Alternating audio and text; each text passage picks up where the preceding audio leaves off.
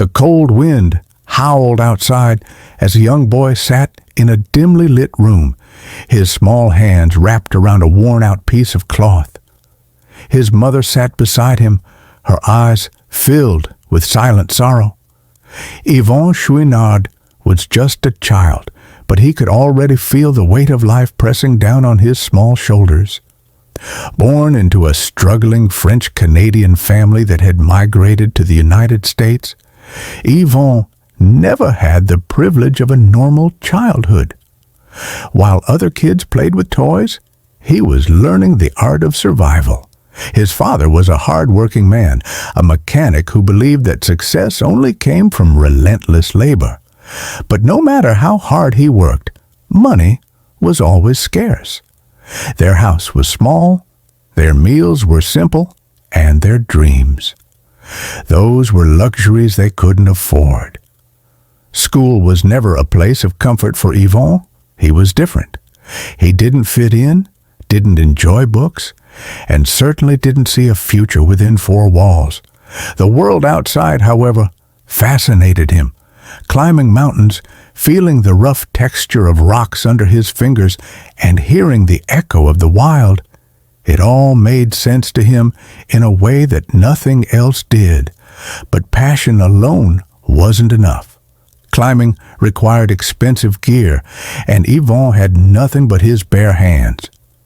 At just 16, he started making his own climbing equipment. He had no machines, no money, only raw determination. He scavenged metal scraps, melted them down, and shaped them into pitons, small metal spikes used by climbers. It was exhausting, dirty work, but it gave him purpose, and so with nothing but a few hand-forged tools, he began selling his gear to fellow climbers out of the trunk of his car. Years passed, and his small business grew, but success didn't come without sacrifice.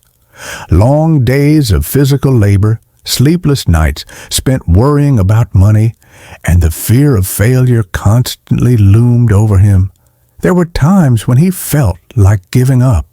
The weight of his past, the doubts in his mind, and the struggles of running a business with almost no resources, it all seemed impossible. But something inside him refused to quit. His brand, which would later become Patagonia, was built on his personal philosophy: protect the environment, create sustainable products, and never compromise on values. It was a bold vision in a world obsessed with profit. But Yvon had seen enough suffering in his own life to know that money alone didn't bring happiness. Even when Patagonia became a billion-dollar brand, Yvon never let greed consume him. Unlike other billionaires who hoarded wealth, he did something no one expected. He gave it all away. Every dollar Patagonia made was reinvested into saving the planet. While others chased luxury, he chose legacy. But behind his remarkable success, there was always the shadow of his past. The boy who had once felt like an outsider, who had struggled to find his place in the world, never truly let go of that pain.